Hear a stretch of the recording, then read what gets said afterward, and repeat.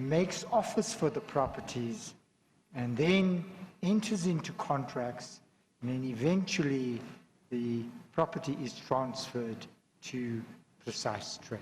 Because you've heard now that all the, except the Hurlingham property.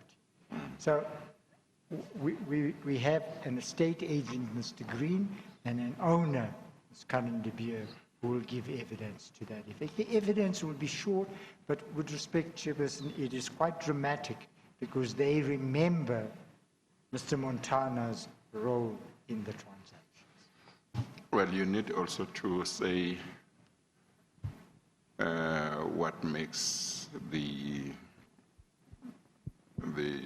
their evidence relevant, namely that the transactions relating to these properties, insofar as they involve Mr. Montana, happen in the context of certain contracts involving Plaza, of which Mr. Montana was Group CEO, and Siangena, is that right? Yes. And Siangena. Yes. And the relationship between TMM and Siangena. That is so. Yeah. Do you want to just wrap that? Yes. Just touch on that properly so that whoever is listening can follow, because you and I have read a lot of these documents, we know, but somebody else might say, I'm not following this evidence by this witness or by the commission now. Chairperson, the evidence of Mr. Loubser confirms what we already know. The importance of Mr. Loubser's evidence is, he says the information that he communicated today was given to him by Mr. van der Walt. That information is to this effect, that Mr. van der Walt acted as an attorney for TMM, acted as an attorney for Siangena, acted for an attorney of ESS, all major companies in which Mr. Mario Ferreira has a major interest. What we also know is that some of these properties, not necessarily all, but some were funded by money on Mr. Loubser's evidence on having regard to what Mr. van der Walt told him, by money supplied by TMM. And Chairperson, it is important when one looks at TMM, is not TMM the company, but TMM in the joint venture agreement that he, Mr. van der Walt, submitted to Mr. Loubser and that Mr. Loubser brought to court today. So when we talk about TMM, we're not only talking about the company, talking about TMM and Mr. Ferreira. And these are not small sums of money, Chairperson. You'll recall the first amount is 5 million rand and 1.8 million rand paid on the same day. The very same day, 2.25 million rand is paid to settle Mr. Montana's debt, Montana's bond in a property he owns in Waterloo. Okay, thank you. Thank you, Chairperson. Thank you, Mr. Green, for your patience and for coming to give evidence. We appreciate your cooperation. You can administer the oath or affirmation.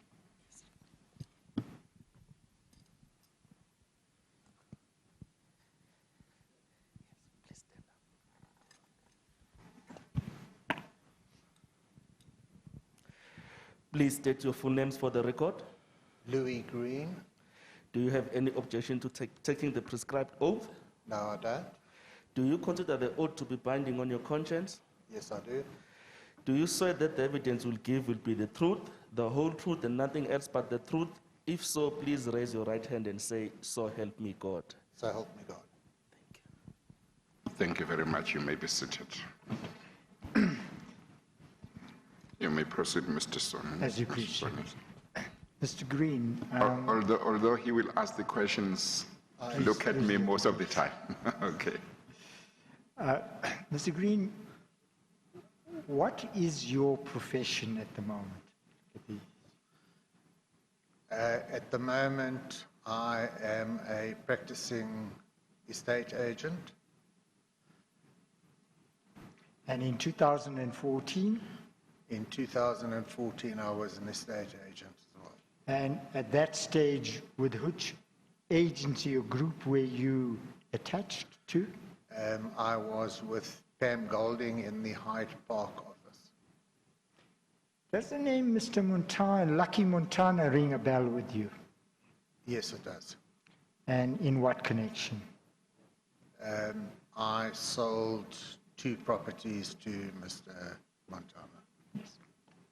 Can I just ask you, you've made an affidavit. I'm sorry.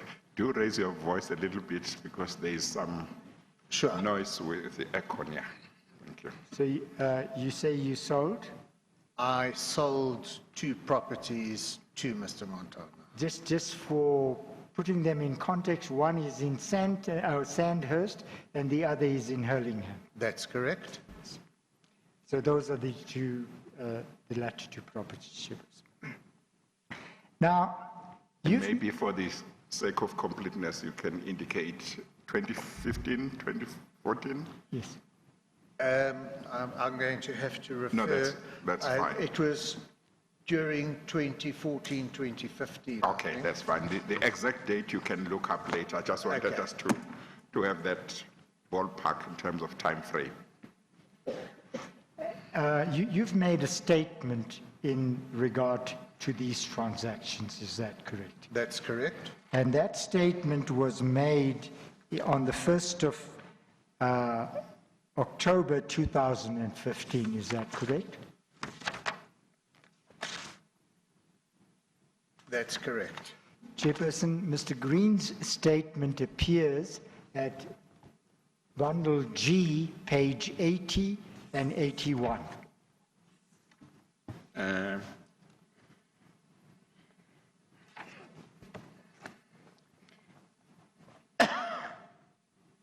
We're dealing with bundle G, yeah?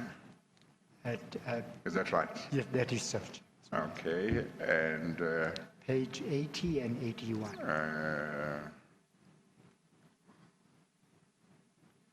did we admit Mr. Lopsa's statement as exhibit SS16? I don't think so. I don't remember you asking me to admit SSO. I think I forgot, Chairperson. Yes, But okay, it is so admitted as exhibit SS16, that is 16. now the statement or affidavit of Mr. Nicholas Johannes Lopsa, Yes. and the annexures there too. And now we are dealing with the affidavit of Mr. Louis Green, and that is in a bundle G, and you would like me to admit it as exhibit SS15? 15, as you please. The affidavit of Mr. Louis Green is admitted as exhibit SS15. Yeah. Now, Mr. Green, I understand this took place some time ago, and I understand that you were not well for a period thereafter. You may look at your affidavit, you may want to read parts of your affidavit, but I just want to deal with the first property that you are talking about that you sold to Mr. Montana. Can you recall the details of how that happened? Yes, I was on show and Mr. Montana came to the show day. I'm recalling the first time I met Mr. Montana. He came to the show day. It was just before the closing of the show day, and he asked if he could just run through the house quickly. That is which house now? This East was, Sandhurst. this The was a house. Sandhurst one, No, not the this Sandhurst one. was the Hurlingham house. Hurlingham house. Yes. That's where So you met him. That's for where I the first first time. met him. Okay. He ran through the house and said that he was interested in the property. He was looking to develop and it would be of interest to him. I had another property in Sandhurst, which was in Empire Place, which is the first property that he purchased. That property, I invited him to come and view the property at one of my show days, which he came to visit. And what was his reaction after the show day at Sandhurst? He certainly showed interest in the property and said that he would like to proceed with the purchase of the property. It was a very good deal as well, and he recognized that. Did he make an offer? Yes, he did make an offer. What was the property sold for before he made an offer? What was it up for in terms of the amount? You can refresh your memory by looking at the documents.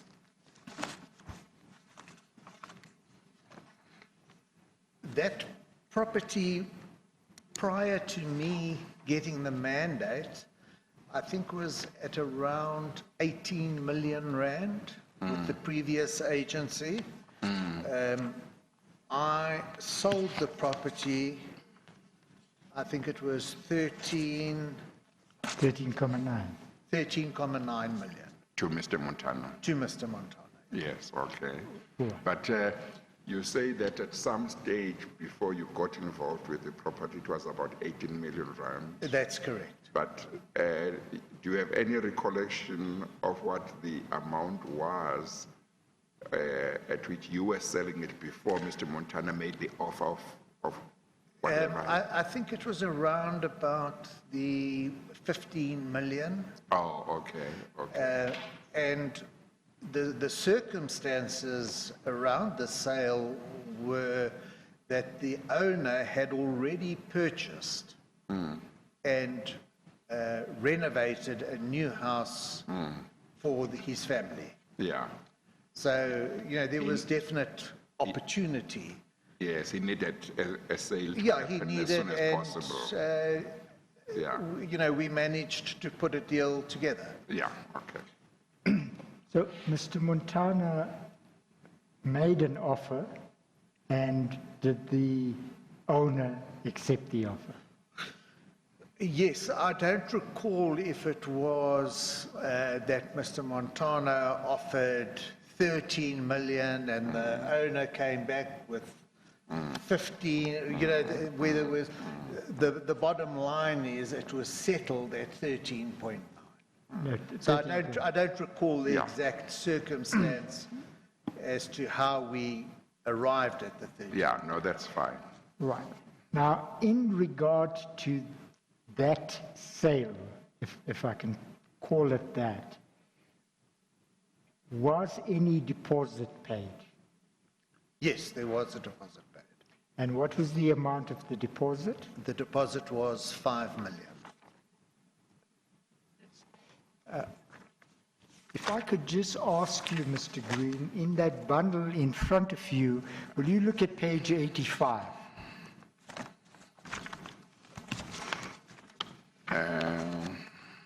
Yes.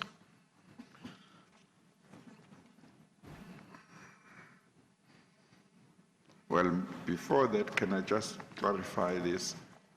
When Mr. Montana made the first offer, as you recall, did he make that offer on the basis that he personally was the purchaser?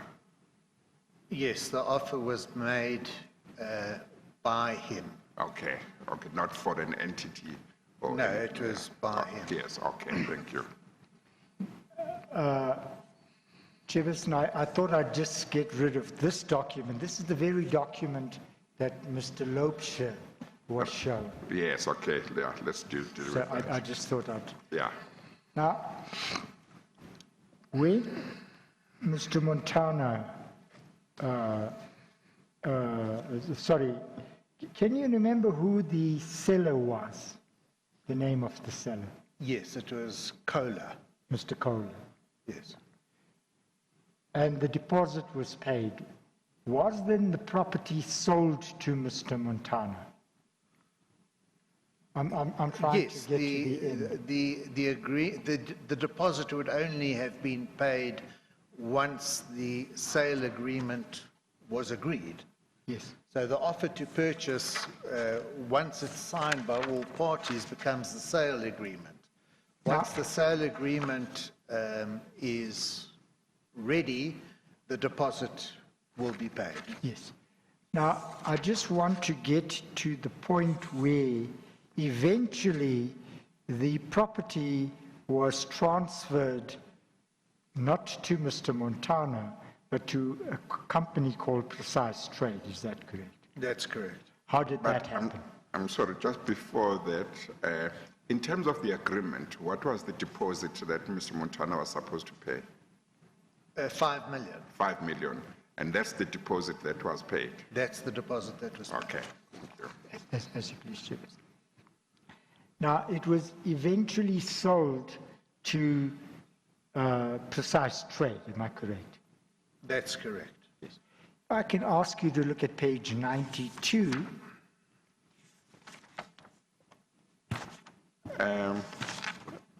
I know that because of time, you may be skipping certain things deliberately, but I think it is important to capture some of the circumstances under which the purchase, the identity of the purchaser changed. Yes. In terms of it, from changing it from it being Montana in his personal capacity to a legal entity. Yes, yes. So the circumstances I under understand, which Chairperson. that should be captured. You appreciate, Mr. Green, that Mr. Montana signs an agreement to buy the property, and then the property is then going to be sold to somebody else. The question is, how did that change come about, having regard to the fact that a 5 million rand deposit had already been paid? Yeah, I don't recall the exact events, other than I was asked to please speak to the seller to see if they could change, so in effect cancel the first agreement and substitute that agreement with a new agreement with Precise. Okay. So it wasn't an issue where the property was transferred or that any of the process had already started. The only thing that had happened was the deposit had been paid. And in this substitute agreement, so I would never allow an agreement to be cancelled.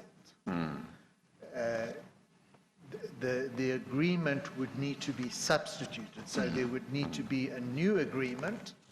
And once that agreement is received, then the other agreement is cancelled. And I make reference in the, on page 94, that the deposit in 2.1 was received on the 7th of November 2014. So the deposit had already been received on the first sale agreement. Yes. So when you say at page 94, this is the agreement between Mr. Kohler and Precise Trade. That is correct. This is the final sale agreement. Yes. So if I can just ask you, when you say about how the change took place, can I ask you to look at, please look at paragraph 5 of your affidavit. I know it's a long time, and that's why I thought you may want to refresh your memory. Page 80, paragraph 5.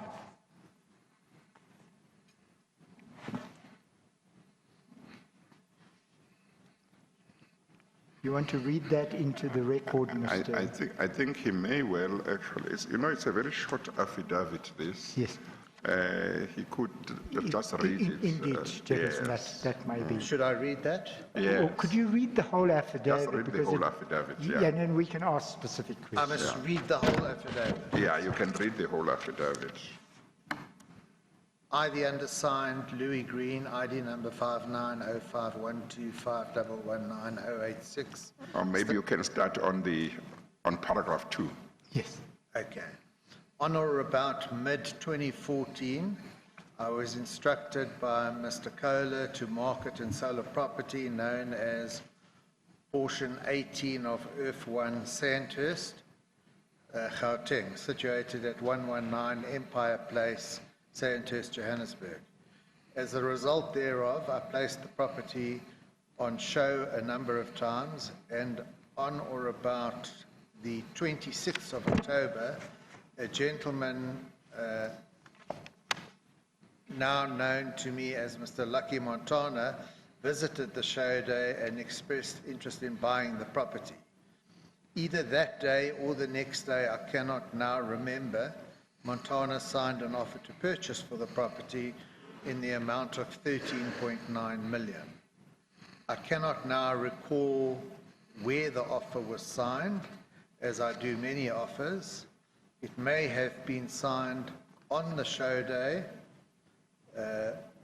The offer was accepted by the seller on the 28th of the 10th, 2014. I was subsequently contacted by a certain Mr. Adrian Rion van der Walt by email on 24/11/05. The email contained a letter from... It's 2014, eh? Yes, 2014. Yeah. From Loubser van der Walt Incorporated attorneys confirming that they had 5 million in a trust account with Investec Bank. A true copy of the email, the attorney's letter, and the offer to purchase signed by Montana is attached hereto, marked as Annexure LG1. Sorry, Mr. Green, and sorry, Chairperson, I just want to place this on record. You don't, after you left Pam Golding, yes, were you able to retrieve any documents from them? No, I was completely locked out of everything. So all my email was deleted, all my diary was deleted, and I have no access to any documentation. And I just place on record, Chairperson, that many of the documents that are referred to in the affidavit are not in our possession, and we couldn't find the primary source because, as Mr. Green says, these are all deleted thereafter. So I just place that on record. So when you see the affidavit and annexures, there will be some annexures that are missing. But these documents were a part of the affidavit at the time of signing the affidavit, which was done at the Worksman's offices in Sandton. On the 7th of October 2014, I received an email from Van der Walt with proof of payment of the amount of 5 million into Pam Golding's trust account for and on behalf of Lucky Montana. I attach a true copy of that email as Annexure LG2. On the 25th of November, I received a further facsimile from Van der Walt with a letter attached marked as urgent. The effect of the letter, as will be seen, was to change the buyer from Lucky Montana to a company called Precise Trade and Invest 02 Pty Limited. I then sent a fresh offer to purchase to Van der Walt in the name of Precise Trade and Invest Pty Limited, which was immediately signed by Van der Walt and returned to me. Note that at clause 1.5, I wrote the expression, the deposit 2.1 was received on 7th November 2014. The effect of this is that the deposit paid for Lucky Montana was not being held, was not being held. I think that should be now. For Precise Trade and Invest Limited. A true copy of the relevant emails and new offer to purchase is attached hereto, marked Annexure LG3. The conveyancing was carried out by Sneymans Incorporated, the Four Ways office, and the property was transferred on the 6th of August 2015. Within a few days of transfer, I went to the property and met with Rian van der Walt. He was on his own, and to the best of my memory, this was the first time that I had seen him. I walked him through the property and handed him the keys. There's one more document I want to attach from my file. I do not know when I got it, but it is a copy of the bank guarantee for the payment of the remaining 8.9 million from Investec. I attach a true copy of this as Annexure LG4. So, Mr. Green, can I just stop you there? That is now everything you say in this affidavit about the Sandhurst property. This is all relating to Sandhurst. Yes.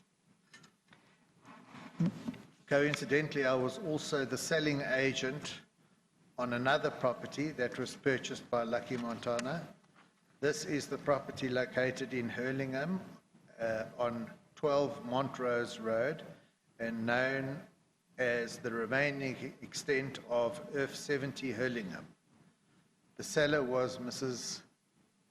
Gafissa, and Montana bought it from her, with myself as the agent. The conveyancing was done by Janine Bredenkamp in Parkview.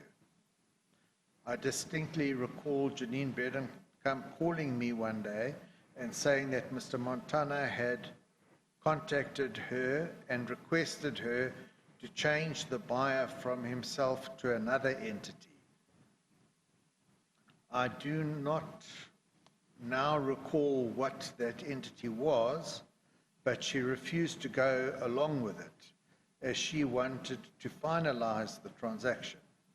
That transfer went through on the 28th of July 2015. I attach a copy of the title deeds hereto as Annexure LG5, and as far as the seller of that property is still in occupation and paying occupational rent. Prior to me signing this statement, I have carefully read through it and am satisfied that the facts are correctly and accurately recorded. The following questions were put to me in person by the Commissioner of Oath, and I entered the answers thereto in my own handwriting. Yes, so Do you know and understand the contents? Yes. Do you have any objections? No, you don't have to read that. yes. Thank you. Now, Mr. Green, as I understand from my conversation with you earlier today, you don't have an independent recollection of this, but of these transactions. But what you've set out here is what you knew on the 1st of October 2015. Is that clear? Yes, and it was on documents that were presented to me. The initial investigation was done by, I think, Paul O'Sullivan. Workmen's. Was it done by Workmen's? Sorry? The initial investigation, was it done by Workmen's? By Paul O'Sullivan, the investigator. Oh, okay. Yeah, and so that was who initially made contact with me and provided me with documentation, and the documentation never came from me, but it was provided to me by O'Sullivan. Now, in respect of, how long have you been an estate agent? I've been an estate agent, I think, for 15, 16, 17 years. In respect of these two properties, I mean, I know one was, the transfer was effected in the name of Precise Trade. Yes. But as far as you were concerned, to whom was that property sold? That's the Sandhurst property. Well, the first sale, as the documents reflect, was to Lucky Montana, and the property eventually transferred to the company, not to Lucky. Yes. After the transfer of the property, did you have, according to your knowledge, did you have communications with the purchaser? Yes, I did. And did you have communications with Mr. Montana?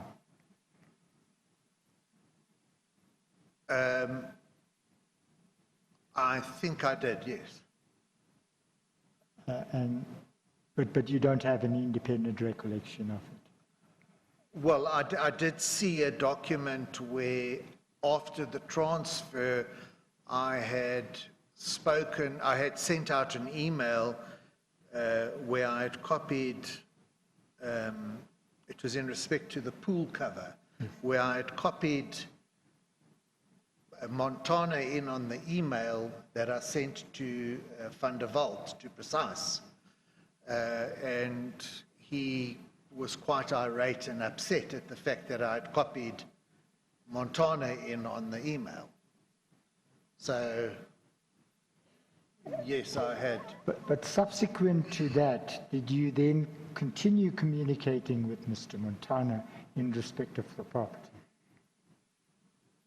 Or can you not recall? I don't think there would have been no reason to continue.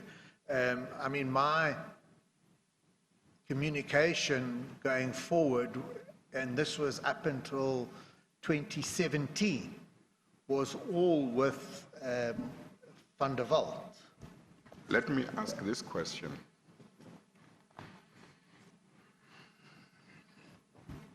Initially, the person who was interested in buying the property was Mr. Montana. That's correct. And he made an offer to purchase. That was accepted by the seller. That's correct. And that was a deal. There was a deal between. Yeah, there was a deal. The deposit was paid. A deposit was paid. Until you received a letter or email from Mr. van der Walt asking that the buyer be changed to be Precise Trade, what you knew as the estate agent was that there was an agreement of sale between Mr. Montana and the seller. Correct. Yeah. Now, when you got the email or letter from Mr. van der Walt asking that the purchaser be changed, before you or the seller, before you took that request to the seller, did you have any discussion or communication with Mr. Montana himself to say, I'm receiving a letter from a third party who says we must change changes. You are no longer going to be the purchaser. No, I don't recall, and I don't believe so. Yes, yes. Because Mr. van der Walt was, in my mind, the attorney. So if you look, you'll see that it was the attorney's letter that I received saying that the deposit, he's holding the deposit in trust. And, you know, the fact that the attorney was also, I didn't even know who the directors of Precise Trading were at that point in time. It was, you know...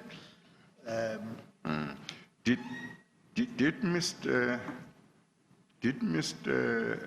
van der Walt, either in that letter or in a telephone conversation with you around that time, ever say anything to the effect that he was acting on behalf of Mr. Montana in communicating with you that the purchaser should be changed? Did he make any representation that Mr. Montana was okay with that, he was representing him, or how did this come about? Because I would have thought that if, as far as you knew, at the time that you received the email or letter from Mr. van der Walt, this house was the subject of an agreement that had been concluded. The first thing that would come to your mind, but who are you? Yeah. This property has a buyer, there's a deal. So I would expect that you would ask that question. So is there anything that allayed your concerns in that regard? I might very well have, but I can't, you can't remember. With conviction and any recollection or accuracy, make a statement that you did. You know, I don't recall. Yes. So I would imagine, you know, given my experience and how pedantic I am in my deals, that I would have confirmed that with Mr. Montana that this is in fact, you know, albeit it wasn't in writing, it might very well have been in a phone call, or I might have received a phone call from him saying, listen, this is what's happening. I'm not going to take transfer, we're putting it into a company. But I honestly can't, without any recollection, make a statement like that. Because my own thinking is that you would have done something to make sure that it was in order.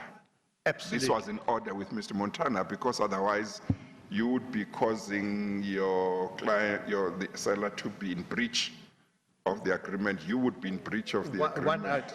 It's not something I can do unilaterally. It's not something you do because, particularly when there was 5 million rand that had been paid already. Yes. And if you were to go along with that request without having satisfied yourself from Mr. Montana that this would be in order, that would be very strange, isn't it? I would agree with you 100%. Yes. So I can say that I definitely would have confirmed it. Yes. But I don't know if it was me confirming or before it happening, me receiving a phone call to say this is what's going to happen. Yes. But 100% it would have been done. Yes, yes. There would have been something. Yes. I would never do it. Yes. Would it have been enough for Mr. van der Walt to just say, even in a letter, I'm acting for Mr. Montana in that situation where he says change the identity of the, or would you still have said, look, I want to hear from Mr. Montana, I want something in writing from Mr. Montana? Well, I think my obligation, knowing that I'm holding in our trust account 5 million rand, which at this point in time belongs to Mr. Montana, I would need the confirmation from him. There might very well have been a written confirmation as well. I just don't have access Yes. to the documentation.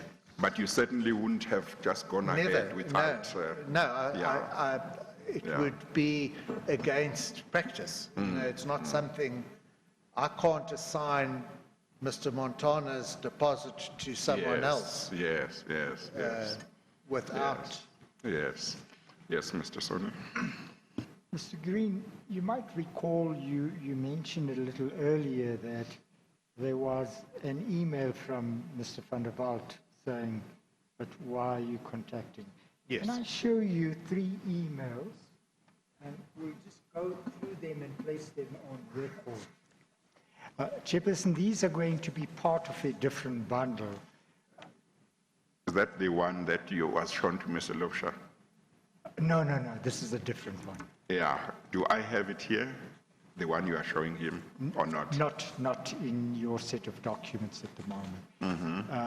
They will be presented in a different set of bundles tomorrow, Chairperson.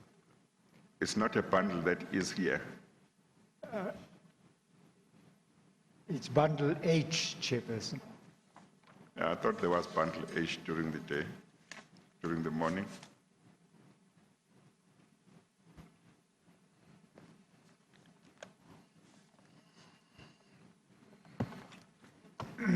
What page of bundle H?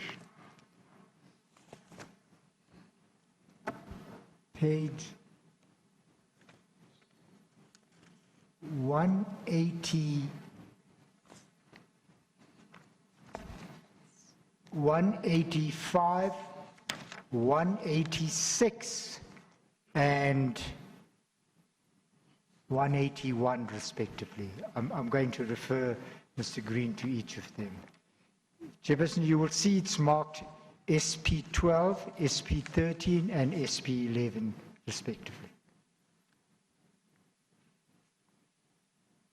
So the first one, Chairperson, is at 185. Yes, I've got it. As you please, Chair. Mr. Green, have a look at the document of the 10th of June. This is an email from you to Mr. van der Walt and Mr. Montana. You see that? I think it's the 10th of May. Sorry, 10th of May. Yes, I do see it. Now, this is... You must always just say the year, Mr. Soni. Oh, as you please. Because when one reads the transcript, Yes. one won't know which year you're talking about. It's an email dated 10 May 2016, sent at 12:03 from Mr. Louis Green, and it's addressed to Jan Adrian van der Walt, and Mr. Lucky Montana is copied. The subject matter is electric pool cover keys. Yes.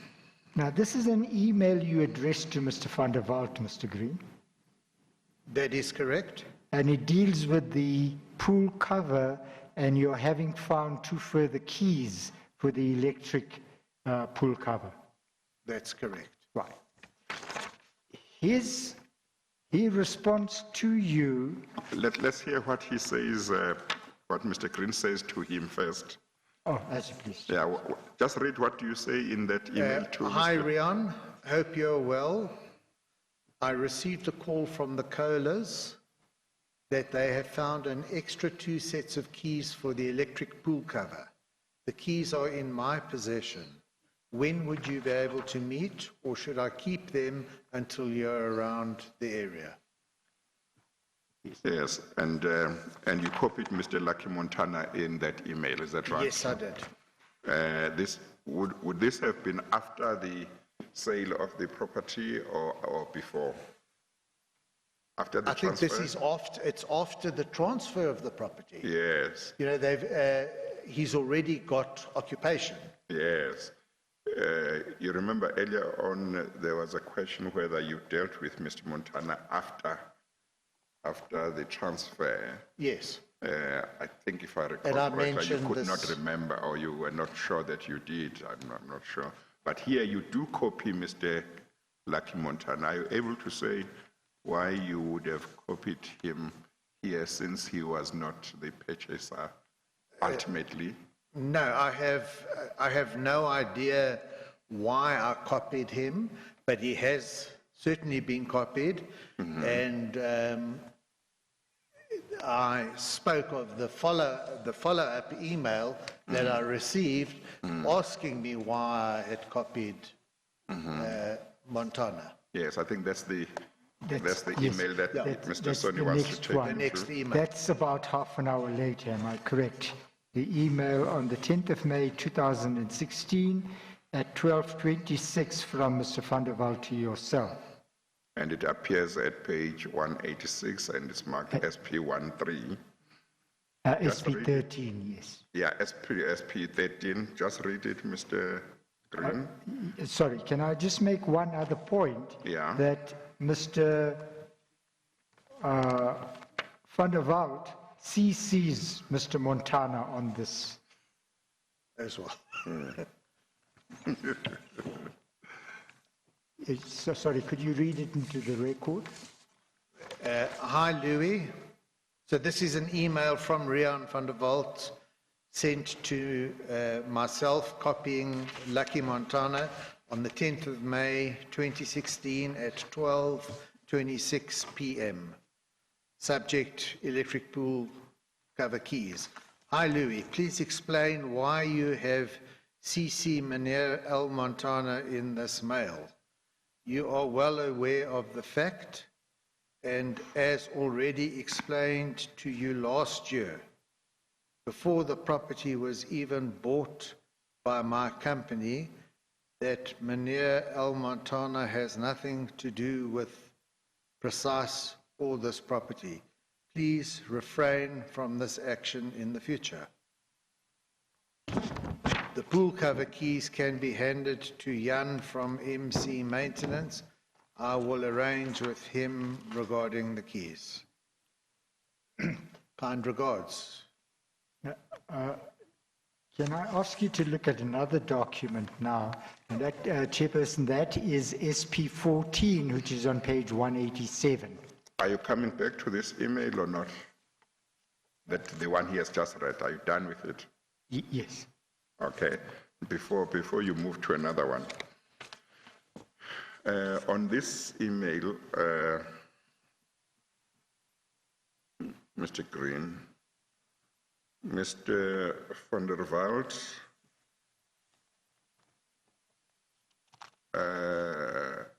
asks you to explain why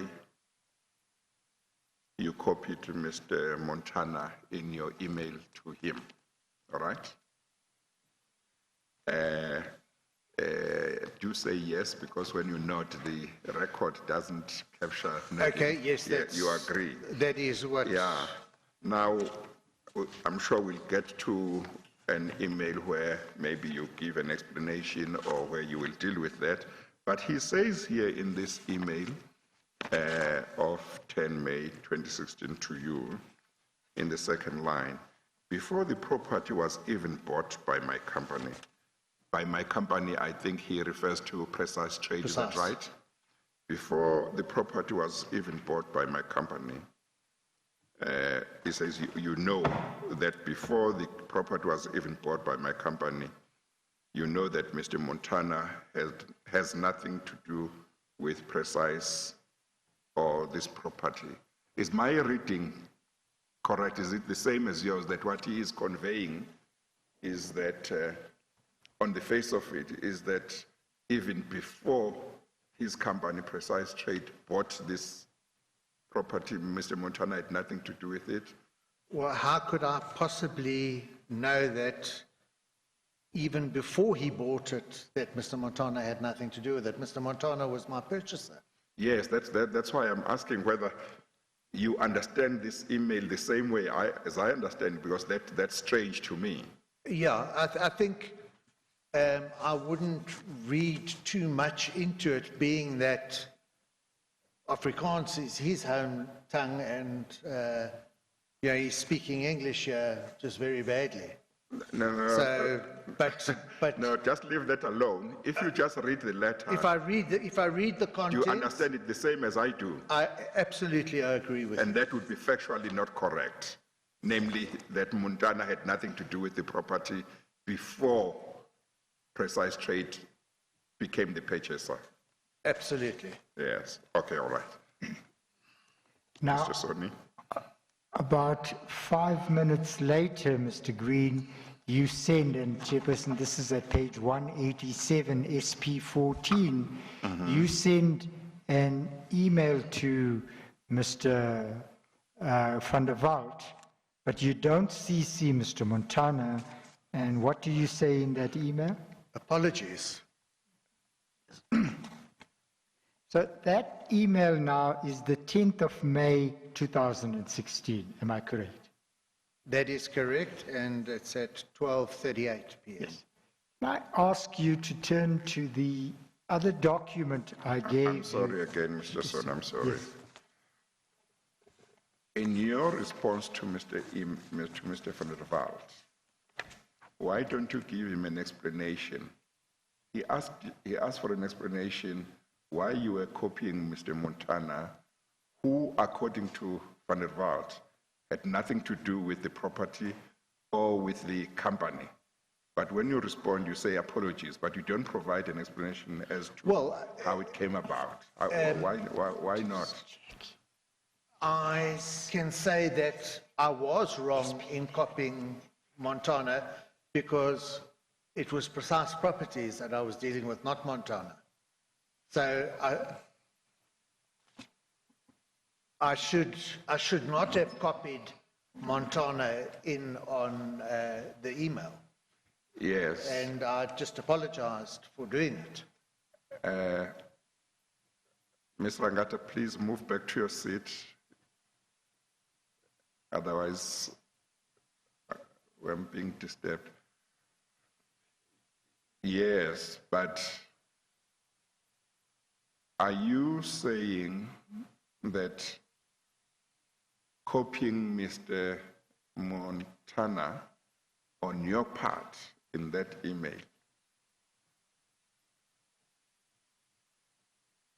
was not something you had done consciously?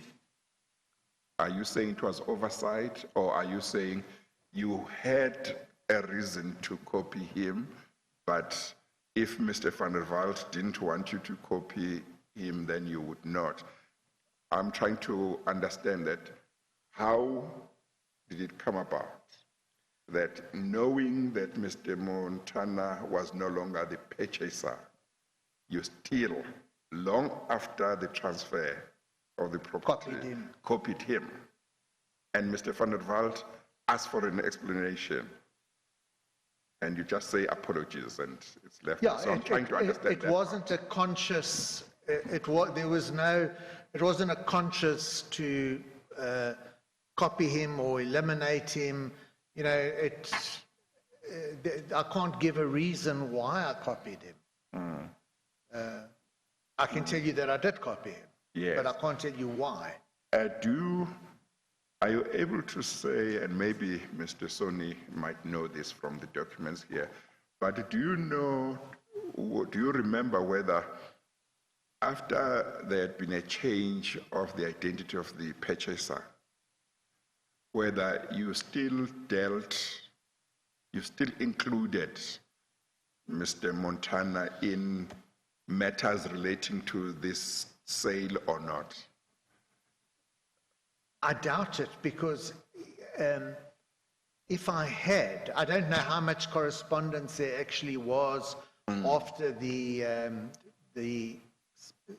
purchase agreement was changed. I don't recall, and I don't have the information to provide you, how much correspondence there was thereafter. But had I corresponded and copied Montana in, I'm sure I would have received the same response from Van der Walt saying, why are you copying Montana in on my business? So I can maybe say No, there was no other correspondence up until this.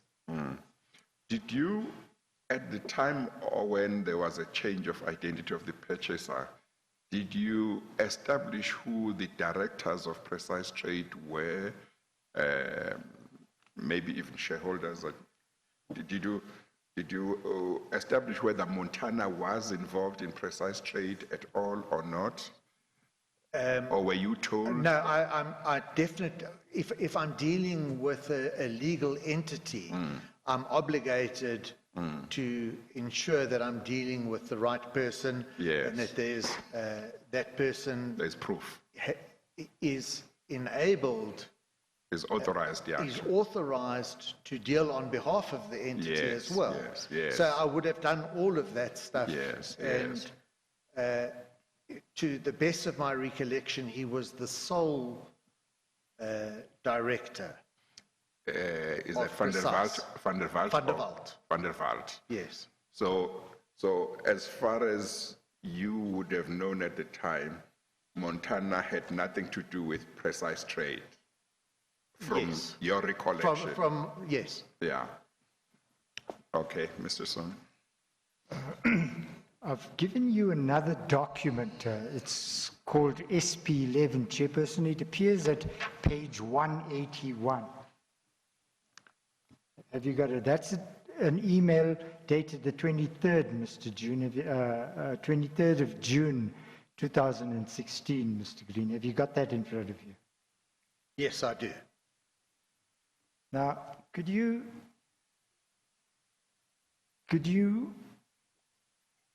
say that, do you accept that this email was sent by you?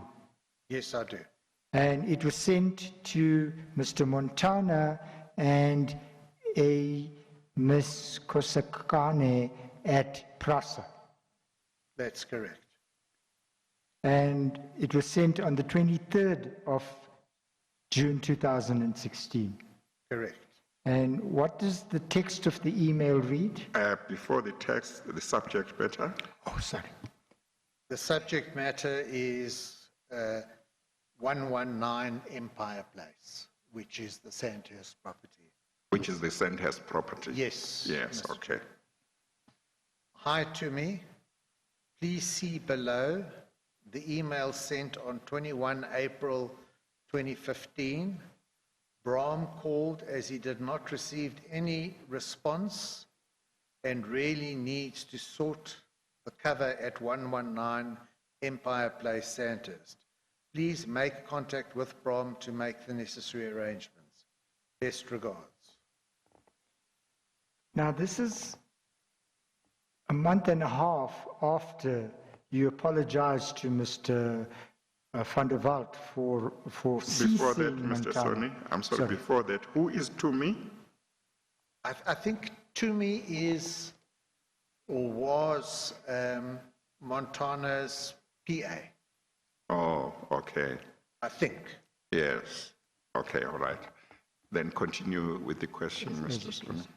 So, Mr. Green, none of this makes sense now because you are told not to communicate, but you now exclude Mr. Van der Walt, And but communicate. you not only talk to Mr. Montana, but to his PA as well. Yeah, I can't recall the circumstances here. And I don't have the other email, because I refer to another email here. Of the 21st of April. Yeah, which. But that was before the 10th of May. I'm only trying to point out. No, I can't answer. I don't know why or for what reason I would be sending this to her and to Mr. Montana. But more intriguing is the fact that it concerns the very same issue that you addressed to Mr. Van der Walt and didn't get a response from. Yeah, this is for the servicing. It's the servicing of the pool cover. The other one, the other email was about spare keys. Okay. But it is still about the pool cover for At- this at house. Sanchez. I'm just trying to Yes, say no, to you, it absolutely doesn't it make is. sense at all. No, it doesn't.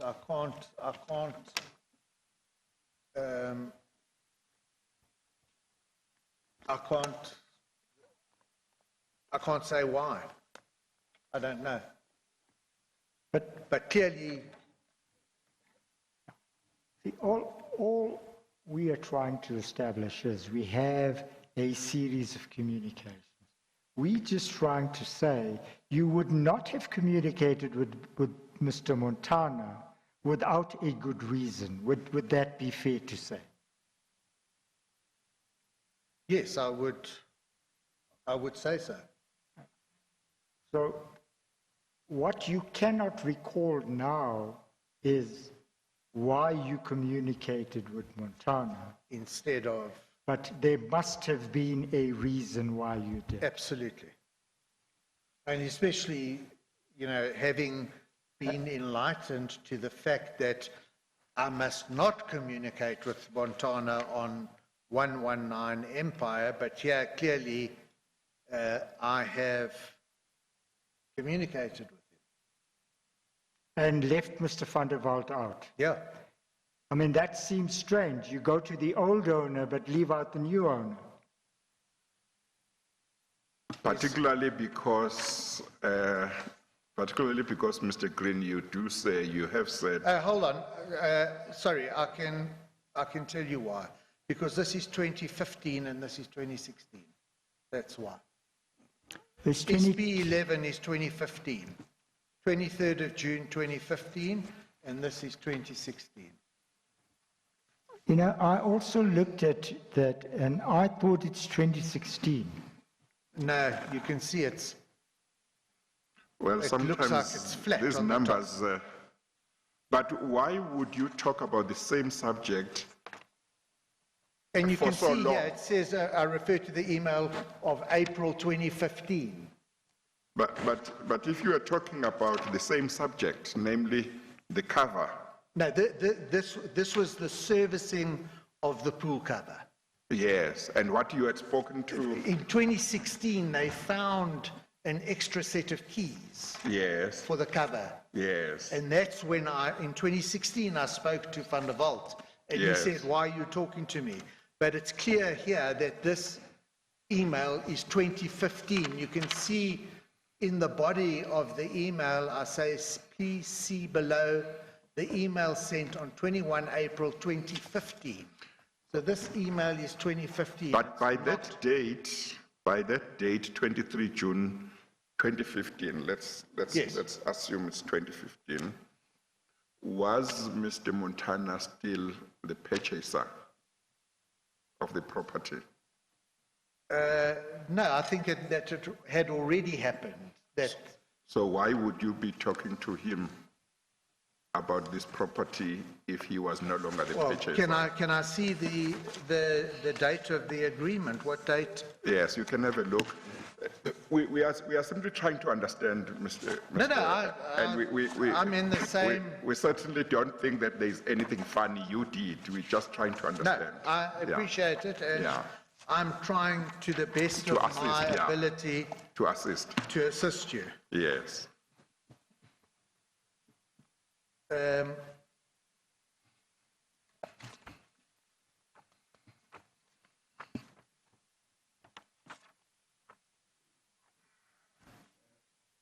Tony, can you help him where the agreement is? Yes, Because I'm just he's looking for the date for the I'm just agreement. looking at what date the agreement. But I don't know if that will help you in terms of, or you want the agreement, the change over, the change of the identity of the purchaser. Yeah, what date? So there was an email about the. Mr. Sonia, are you able to help Yes, him? the agreement with Precise Trade is the 26th of November 2014, Chief. Yeah, so this is So 6 it's long months after. later. Oh, no, not necessarily long after, but it's after. Yes, it's after. Yes, yeah. It's between the two. Yes, yes. So therefore, it means that when you wrote to Mr. van der Walt, and he said to you, why you are copying Mr. Montana, you were not including Montana in regard to this property after the change of the purchaser for the first time. You had done so before. Yes, but if you look at this one, which was in between the two emails, I never even referred to Van der Walt here. Yes, no, I accept that. The point that I'm trying to see whether you and I can agree on is that there are at least now 2 occasions when you were involving Mr. Montana in regard to this property during a time when he was no longer a purchaser. Yes, You agree correct. with me on that? Yeah. Okay. Correct. But to go back to the point, because when we were looking at the dates of the 2 emails, and you discovered that the one is 2015, not 2016. Correct. The question that Mr. Soni had asked you was, why would you have been communicating with Mr. Montana at a time when he had nothing to your knowledge, if to your knowledge, he had nothing to do with this property?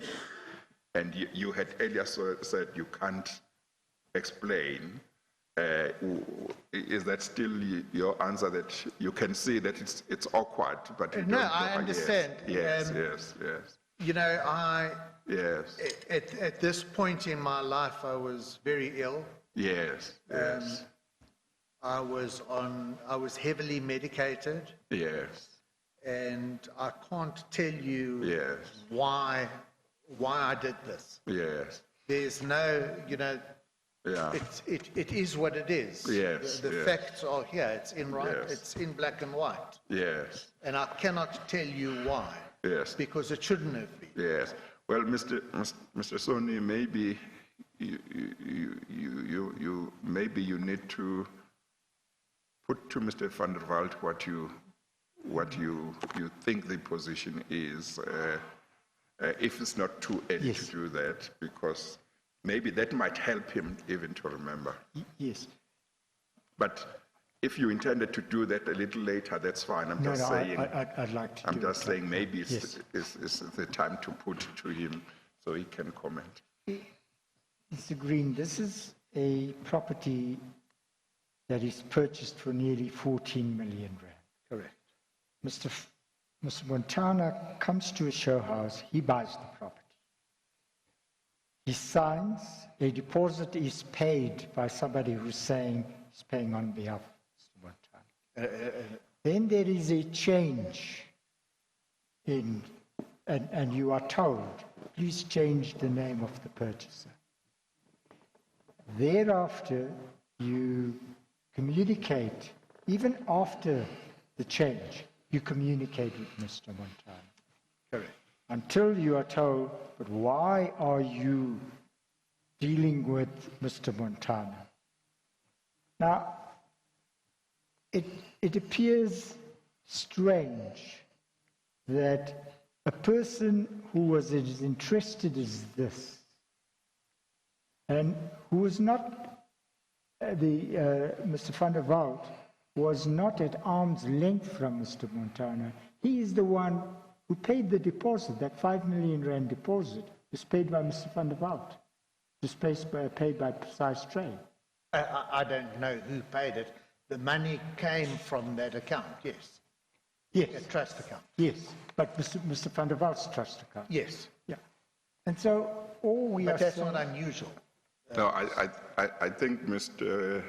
Green, I think you may be saying, and I don't know, I just want to clarify because maybe that's the area of confusion in regard to your answer and Mr. Soni's question.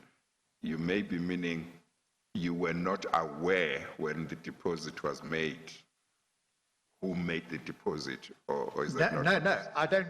I have no idea who paid the deposit, Yes. other than the deposit came from Mr. Van der Walt's trust account to our trust account. Or you knew that when you had that payment of the deposit had happened, you knew that where it came from? Yes, because I Oh, received okay, the. all right. Then you I are on the same received page. Okay. the email. Then you are on the same page, yeah. Yeah. Yes. And the deposit is made, if you look at page 89 of those documents, the beneficiary reference number is said to be Cola Montana. Although the deposit is paid by Mr. van der Waal's firm, it's in regard to Mr. Montana's purchase. Yes, because Mr. Montana was the purchaser. And then suddenly, and you are communicating with Mr. Montana throughout this period, together with Mr. van der Walt, even after the change in ownership. And so suddenly you are told, but why are you talking to Mr. Montana? Doesn't that sound strange? And I told you last year. Yeah, well, I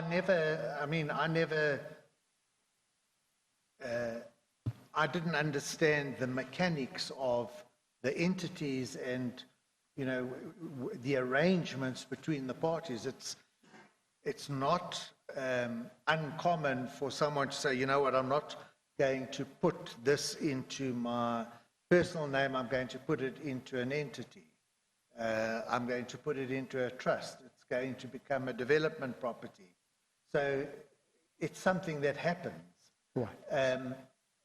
So on your version, this is not something that... It's not unusual. It may not be unusual. I'm asking, in all the circumstances, did it not strike you as strange?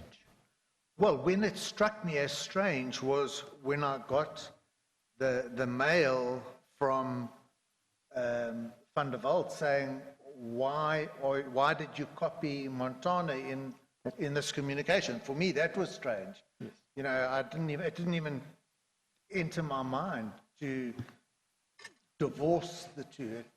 I never had formal notification that this is how it is. So I didn't know. So let me go back to something else about that email. Mr. van der Walt says to you, but look, I told you last year that he had nothing to do with this property. Is that true? Did he tell you that? I don't recall. I can't say.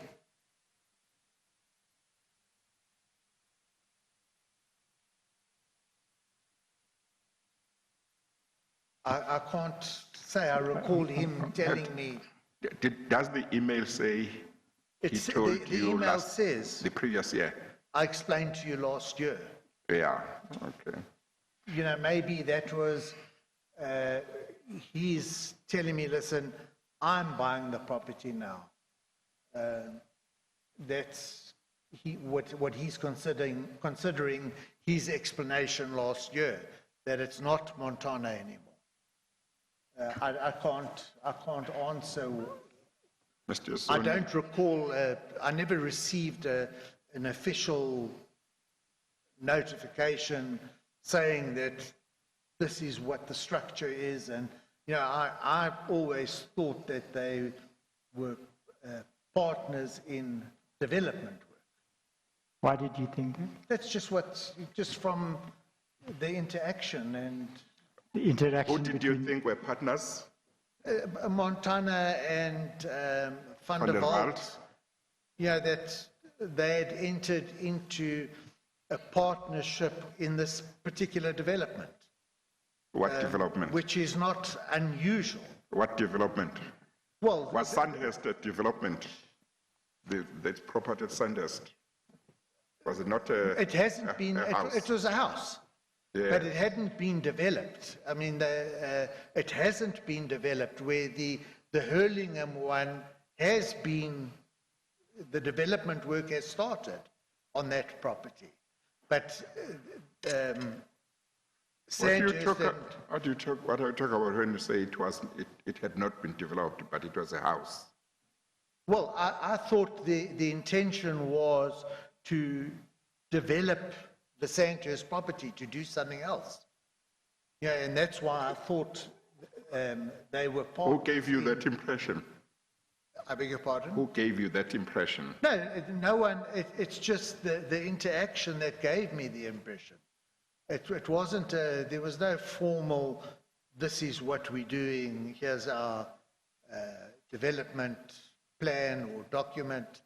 It's just from what was said that I derived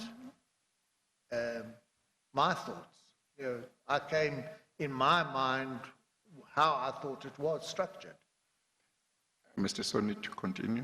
Yes. You say the interactions, were you in their presence when the two of them were together? I've never been with the two of them together ever. So when you say their interactions, what are you talking about? Yeah, just you know, when I met with Van der Walt and when I met with Montana, I thought that they had moved it from Montana into a development company to a property company to do something with the property. But you thought Montana was still involved? Yes, I didn't know that this had been severed, or you know, I had no idea of any of this stuff that I'm sitting here being questioned on. Yeah. Now, Mr. Green, when I talked to you earlier, I raised all these matters with you. You might remember. I showed you all these emails. Yes. So it's not a question of questioning you. It's trying to make sense of what doesn't appear and there to are have logic. unfortunately big gaps. I mean, I would have had files of papers of this. Every transaction, there was paperwork. And correspondence. There's never. I never go into a situation like this without paperwork, where I can tell you exactly chronologically what happened. I don't have that here. But anyway, can I get back to your affidavit? What you said in your affidavit. Well, before you do that, Mr. Soni,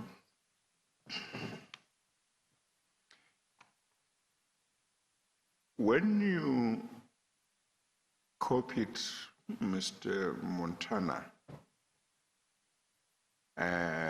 when you sent an email to Mr. Van der Walt, Yes.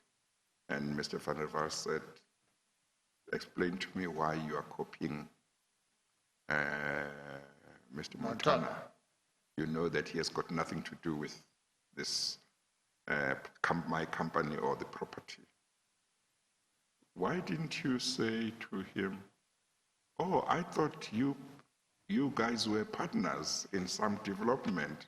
Because that's the only thing I can think of now or that might have influenced you. Is that what might have influenced you? No, I mean, my natural was to just, okay, sorry, I had it all wrong. But that's apologies. not natural. That's not a natural reaction, Mr. Is it Green. not? If you genuinely believed that the two were in a partnership that relates to this property, and you copy Mr. Montana and Mr. Van der Walt objects and calls upon you to give an explanation, it seems to me the natural reaction would be, oh, but I thought you guys were partners. That's why I copied him. Or you might say, I'm sorry, I apologize, but you would say, this is how it comes about. This is my understanding. He might say, where did you get that from or whatever, but you would offer this explanation because that's the genuine explanation. Yeah, I mean, my reaction was, I'm sorry, you know, like, I really didn't know, and apologies. I had no idea. Is that not what apologies suggest? No. I'm just thinking if somebody seems to criticize you on something that you genuinely believe was fine, then you would say, please help me because this is how I've always understood your relationship to be. But if it's not, I won't. But this is why I did it. Otherwise, I had no other reason.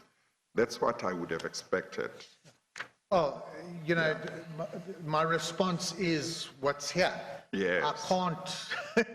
I can't change my response. That was my response. Yes. So, you know, be it right or wrong, that was the response. And I can't say to you, I didn't have time to type up an email or to phone him, or my response was apologies, like, sorry, carry on. You know, it was,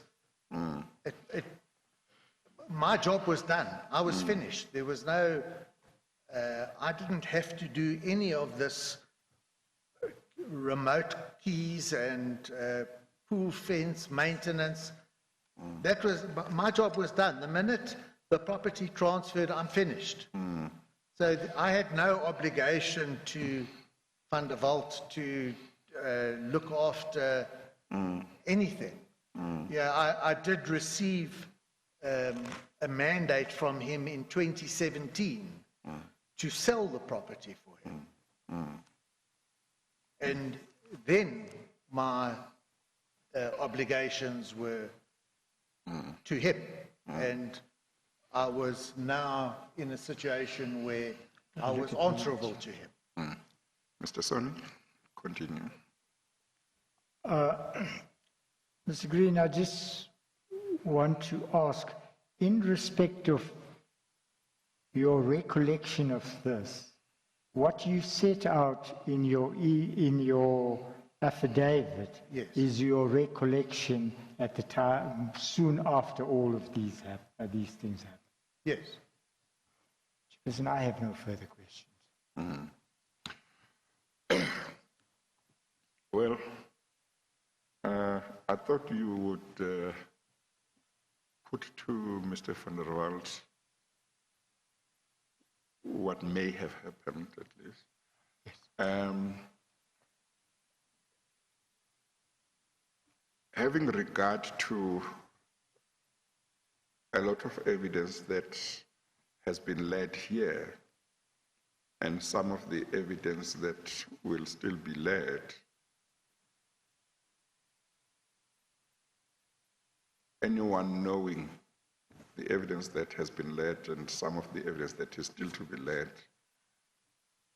is likely to wonder whether precise trade didn't become purchaser, wasn't the purchaser simply by name in form, but the real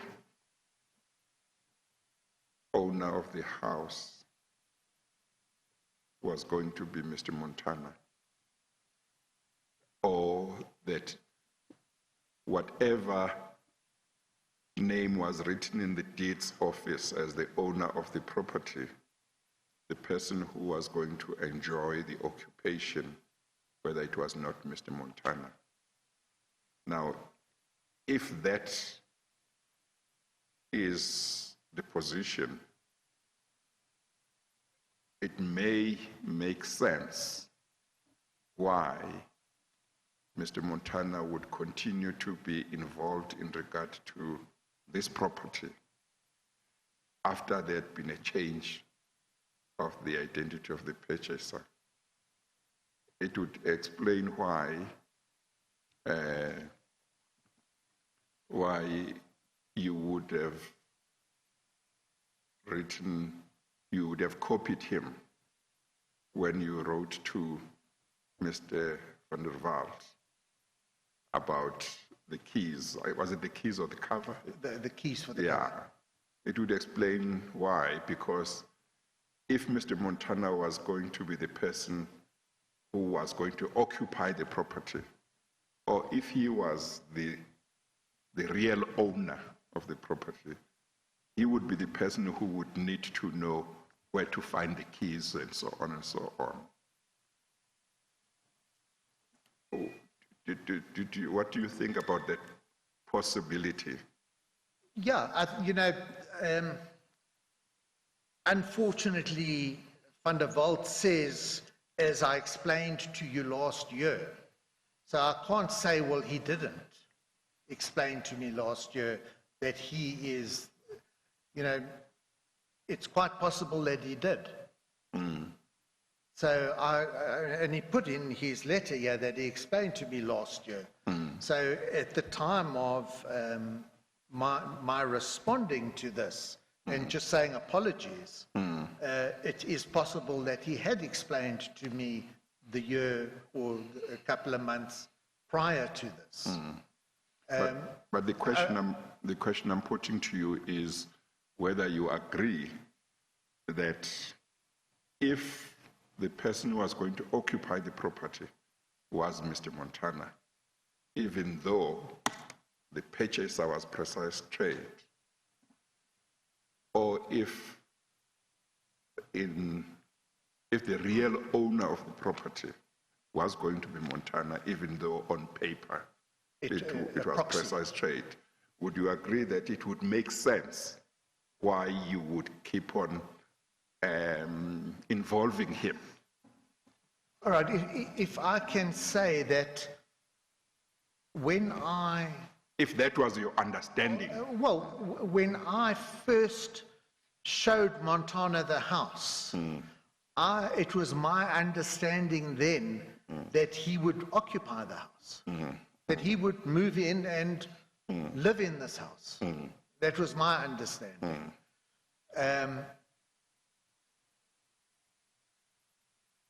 The circumstances changed because Precise Trading became the legal entity that owned the property.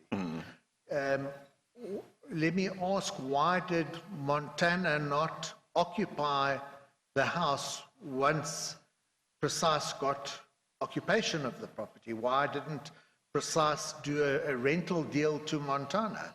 Because they were trying to rent the property out. I think they did rent the property out. So why didn't Montana rent the property from Precise? Yes, but you are not answering my question.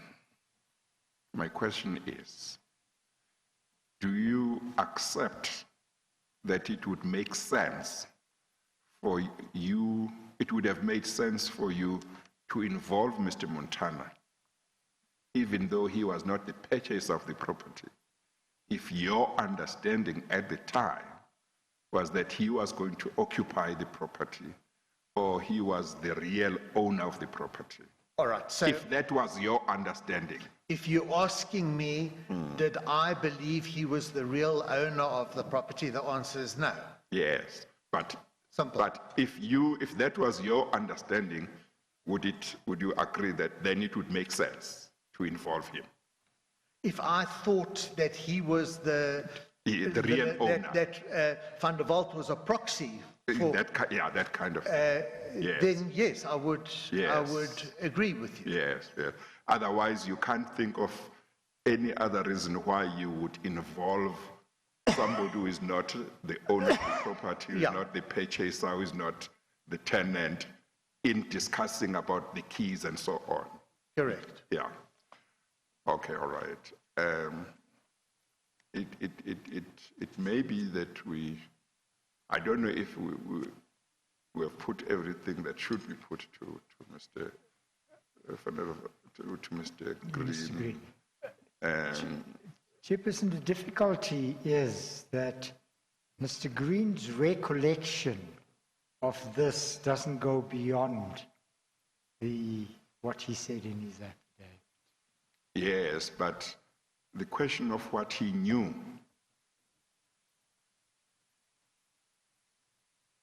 is important, is it not? Because yes.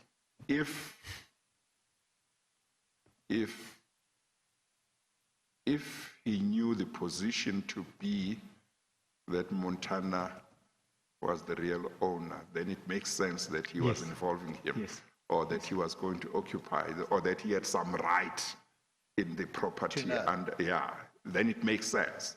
Yes. But if he doesn't know, he didn't know, it doesn't That- make sense, yes. and he concedes that. Yes. It doesn't make Yes. sense. Maybe we should leave it at this. You can reflect on it. Mr. van der Walt, we may or may not ask you to Mr. Green. come. I'm sorry. I'm terribly, it's late in the day. Mr. Green, we might call you back later on, and in the meantime, you might or might not be able to refresh your memory in one way or another. But I think let's leave it at that for this evening. Thank you very much, Thank you, Mr. Green. We appreciate that you came and for all the patience. I'm sorry that we are finishing so late, but thank you very much. You are excused. Thank you very much. Thank you. I'll just leave this here. Yes, yes. Chairperson, our next witness is going to be Ms. Karen de Beer. Yes, let her come through.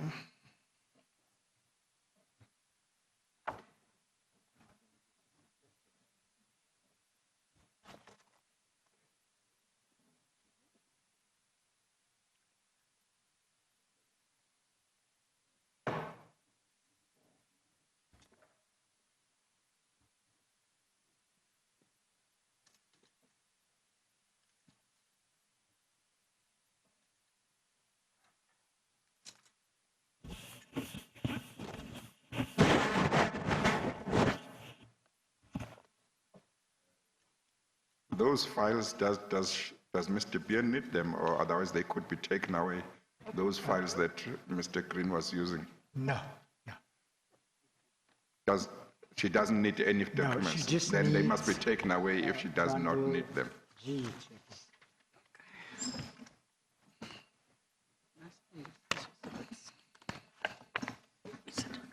Does she need that file?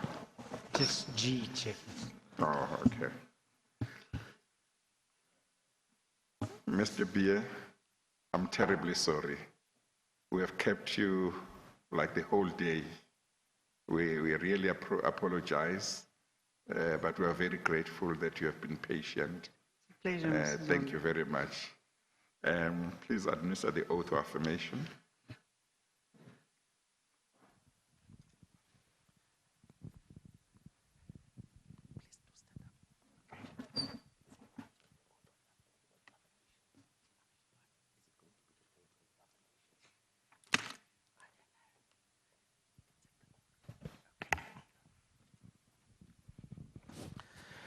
Please state your full names for the record. Karen de Beer, Do you have any objection to taking the prescribed oath? not at all. Do you consider the oath to be binding on your conscience? Yes, Do you swear that the evidence you'll give will be the truth, the whole truth, and nothing else but the truth? If so, please raise your right hand and say, "So help me God." so help me God. Thank you very much. You may be seated. Yes. You may proceed, Mr. Soni. As you please, Chairperson. Mr. Beer, firstly, let me thank you for coming all the way from Cape Town. I know you do live in Pretoria, but you shortened your trip in Cape Town. We'll be very, very grateful to you. Mr. Beer, you have a statement in front of you. It starts at page 49 of bundle G and ends at page 50. Is that correct? No, I don't, they took mine back first. What spectacles?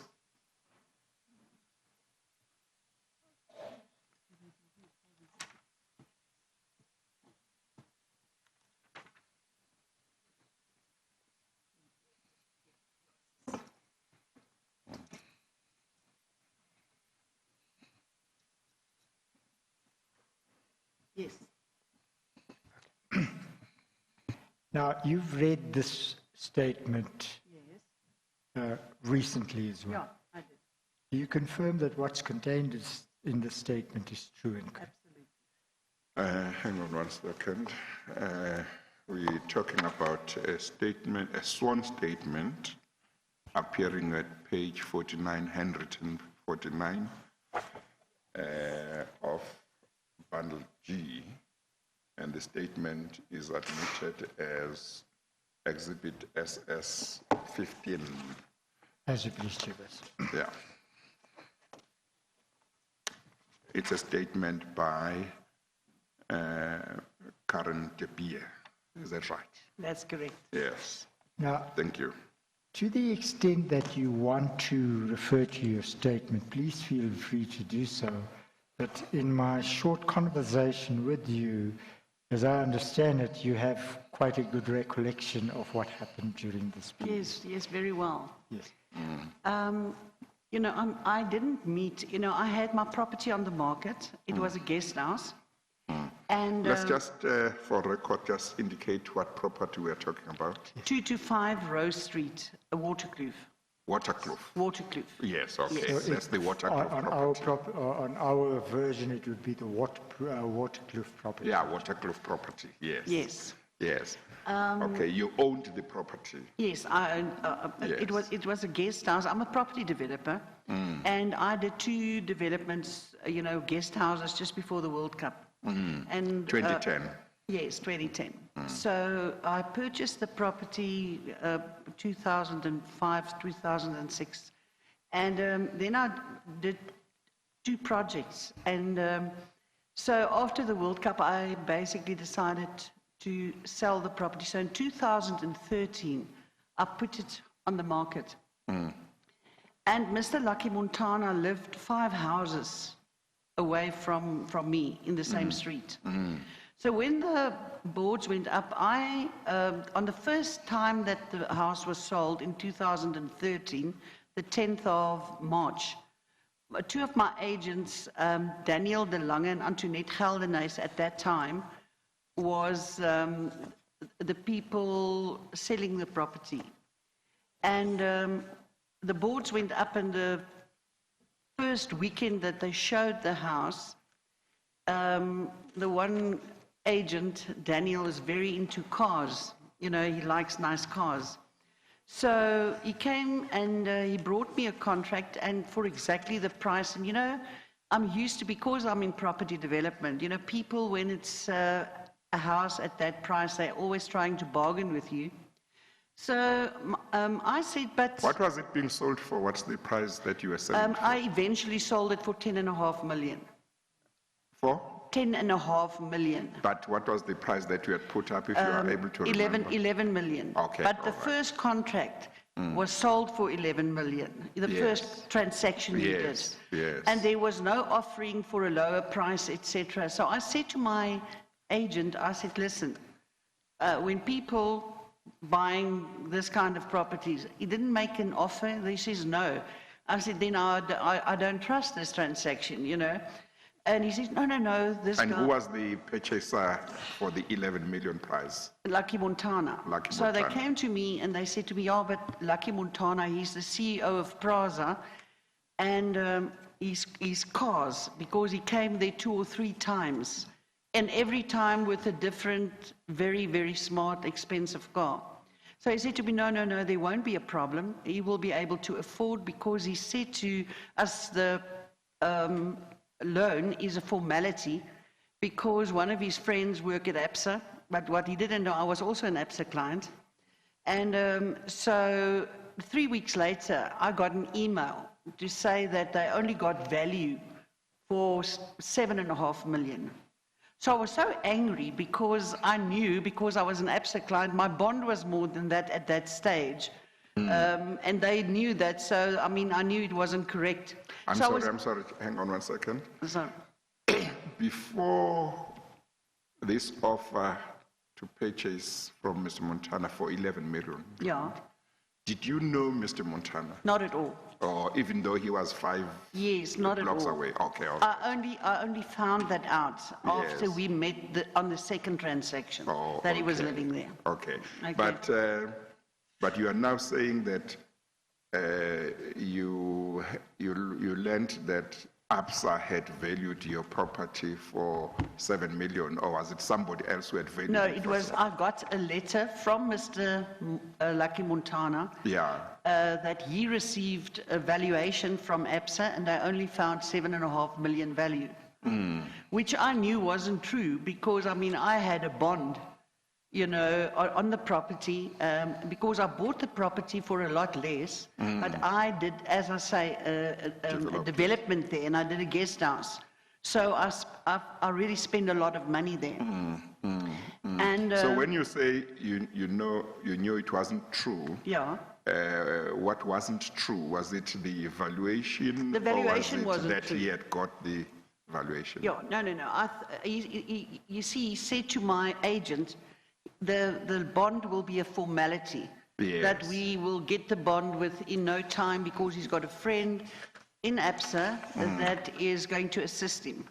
So 3 weeks later, I got a letter from him stating that they only found value for 7.5 million rand. Okay. So I said to my agent, okay, do you want, oh, he said, yeah, but Lucky would like to meet with me to discuss this. So I said, no. I'm not going to start with an auction. I'm withdrawing the property from the market, which I did. And Yes, sorry, can I just stop you, just Chairperson, because there are documents that are available. Can I ask you to look at page 52 to page 59? Of course, another way of doing it, Mr. Stone, and I don't know, it might be a faster way to let her finish the story and then later on identify the documents. Yes. Okay. okay. So 18 months later, I decided to put the house back on the market. And when the first board went up, Lucky stopped there and he went to, at that stage, it was Liesel Tennyson and Daniel, the agent that was also involved on the first transaction. They were showing the house. And that's how I found out that Lucky lived 5 houses from me. Because as they put the boards up, he stopped there. And he said to the agent, okay, I want to make an offer. I have to have this house. And so the agent said to him, listen, my boss won't sell to you because of the previous experience. There's no ways that I can take an offer to her. So he said, okay, go and speak to her and come back to me. And tell her this time I'm buying cash. So the agent came to me and I said to him... This time, what was the price this time? It was still, I had it was still 11 million? It was 11 million and he made an offer for 10.5 million. Okay. Okay. So I said to the agent, okay, cash, you know, the last time it was a formality, now it's cash. No, if he doesn't put down at least a 3.5 million non-refundable deposit, I'm not going to enter into an agreement with him. So this must discuss it with him first. Let's not waste one another's time. And then from there, I will enter into an agreement. So, which we did. And he did pay the 3.5 million rand non-refundable deposit into his lawyer's trust account, which I think paid it over, I can't recall, but to my lawyer's trust account. And the balance, they paid later. They were supposed to pay it 30 days after the deposit, and they went over longer, but I gave them leeway to sort of like get all their ducks in a row. Because at that time, they came back to my lawyer and said, but they want to buy the property through Mr. Johan Smith from Cape Town. And I was very angry about it. I said, no. You know, this is now just dragging this whole transaction. I'm not going to allow this. And so my lawyer actually said, okay, now I've discussed it with them, etc. It won't take longer than normal. It's just changing the contract. Okay. And then after that, how I know it was Mr. Lucky Montana, I didn't meet him on the first contract. On the second contract, he insisted meeting me. But my staff, everybody, they were in awe with him. And the one lady that's been working for me for many years said to me, she can't believe that a man that works in an overall can afford a house like this, because he sometimes visited the house to come and do measurements, etc., in his Prasa overall. Okay, so that's one of the reasons why we knew it was Mr. Lucky Montana. But I met with him twice, once the last time to hand over the keys of my house and discuss, you know, technicalities about, you know, when he would like to move in, etc. But I sent a letter, and that's the other thing, to prove that it was Mr. Lucky Montana. I sent a letter to all my neighbors because I had a very good relationship with them. And I introduced my new buyer to the whole community.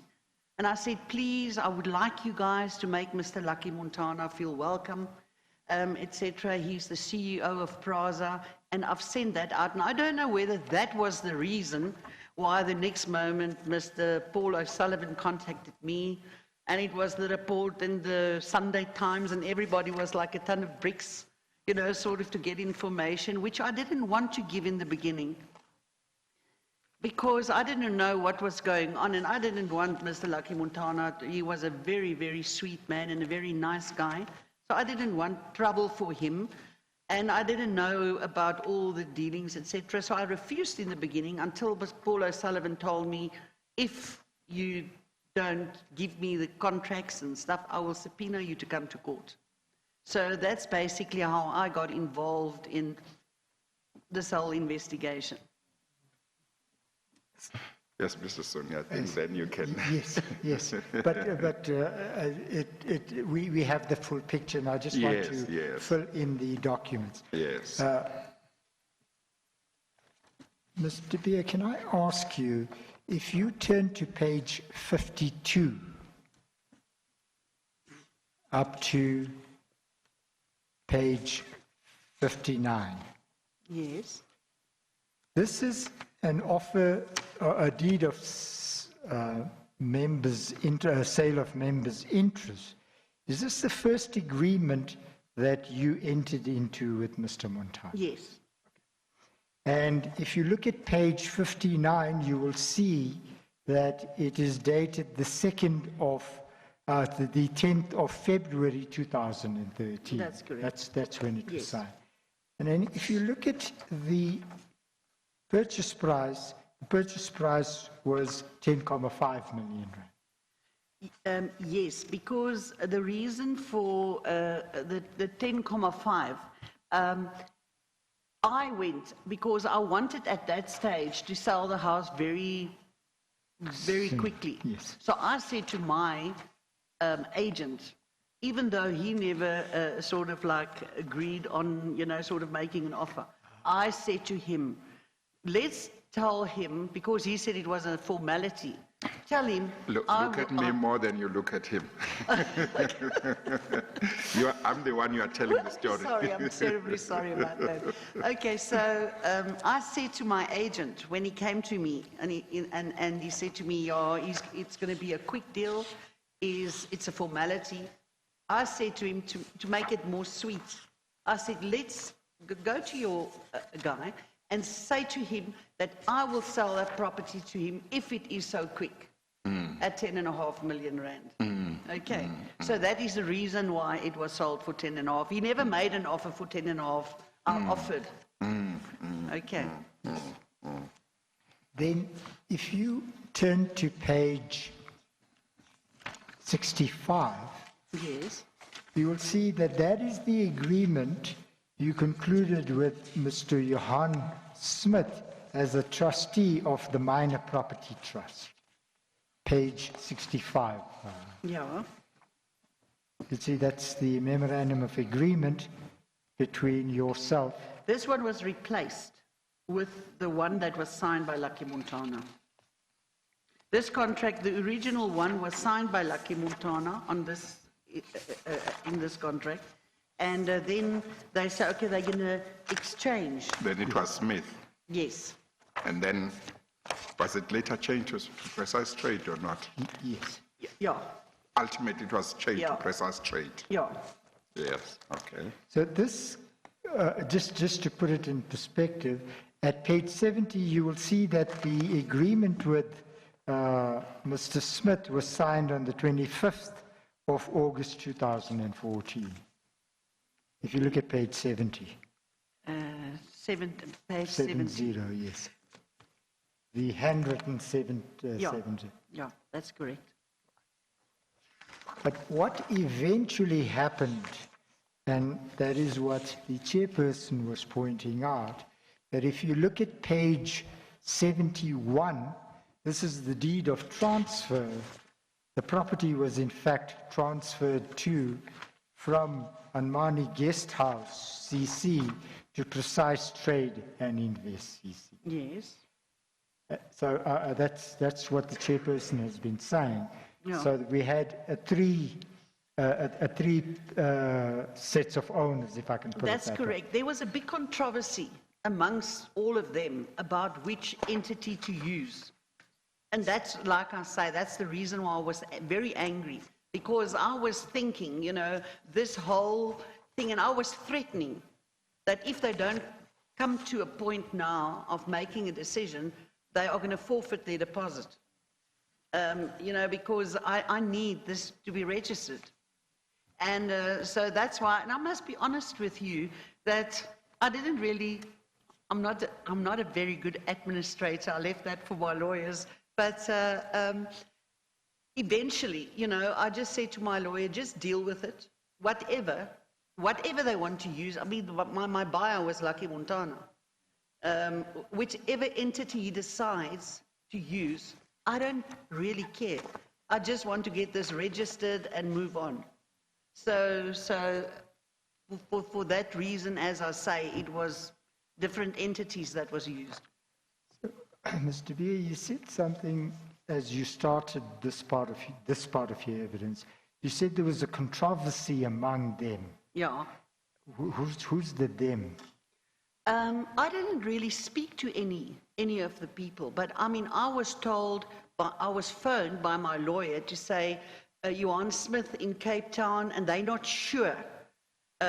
Now, who they were, I can't really tell you who all was involved.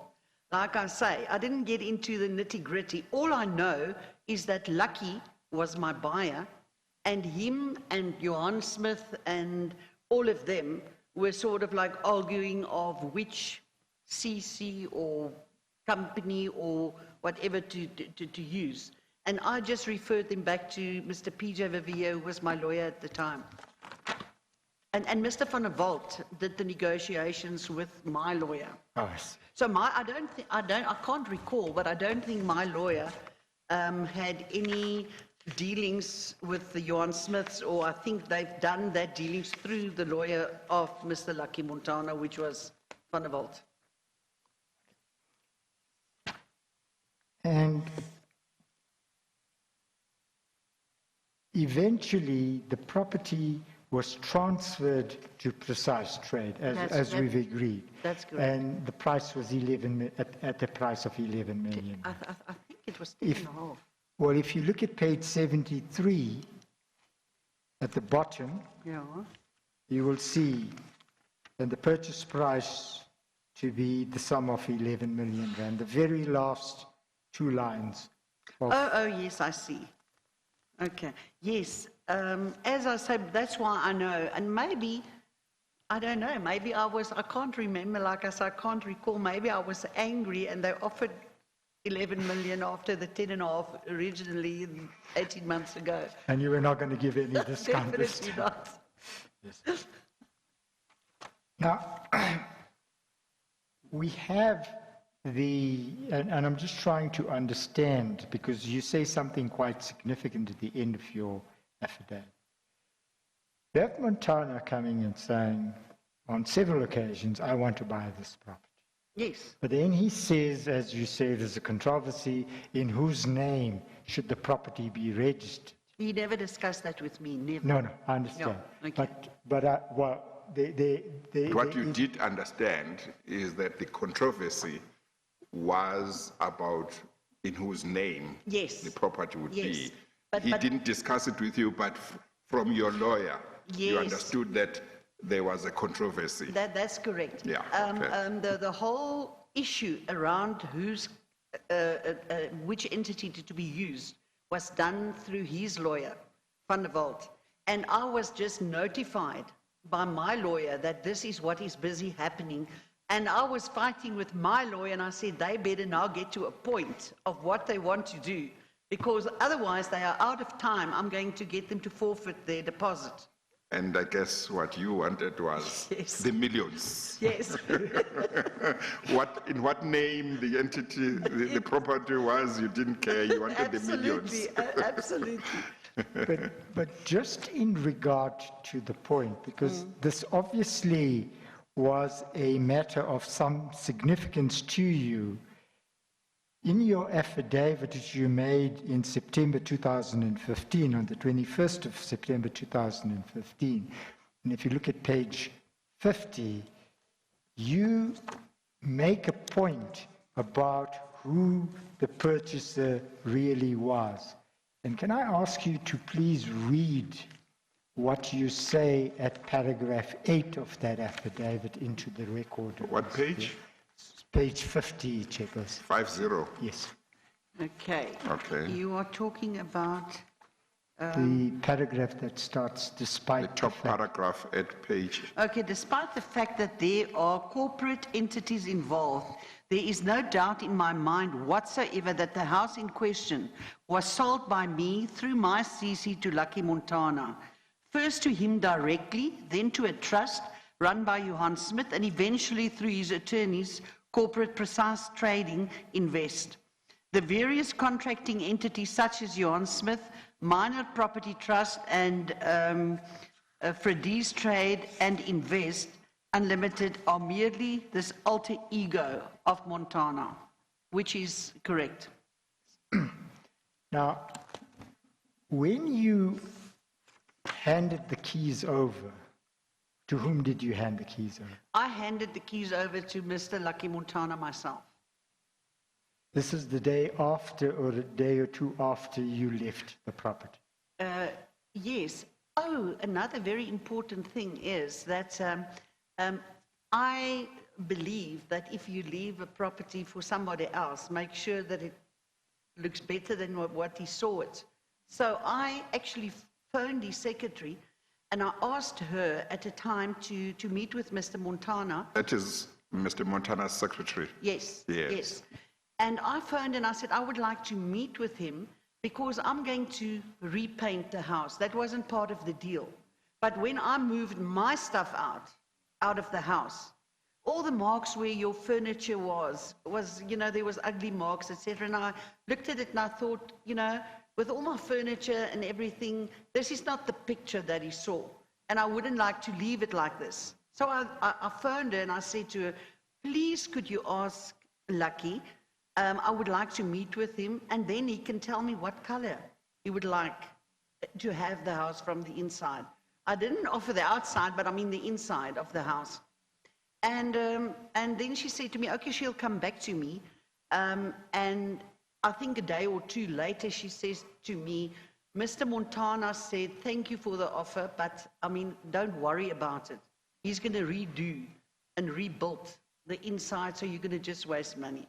So there was also part of the fact that me and Lucky discussed that and that happened because, I mean, after I moved out, he almost rebuilt the whole house. I was very upset because I thought it was very beautiful. So in other words, what Mr. Montana's secretary told you, Mr. Montana said he would do to the house actually happened subsequently. Yes, yes, yes. Okay. So he said to me, it's no need to do that. I mean, he's going to break down the place anyway. And you're a developer. Was it a major was it a major renovation that he effected? I must be honest with you, I never had contact with him afterwards, but I drove past that house. I had a lot of sentimental values there, you understand? So I drove a lot past it to see what is happening. But, you know, when I drove past there, I mean, I was so upset because there was just scaffolding. All the windows were broken out. There was new windows put in the whole house. As I say, it went on for months, you know, and up till today, the scaffolding is still standing there. Nobody ever moved in. It's been 6 years. Oh, I think the state sort of didn't allow, because when Paul O'Sullivan got involved, I think they blocked any movement on the house or something like that, because nobody has moved in 6 years. now, there was a stage just before you moved out Yeah. that Montana walked through the house with you. Is that That's is correct. that correct? And you deal with that at paragraph 6 of your affidavit, Yeah. Mr. Beer.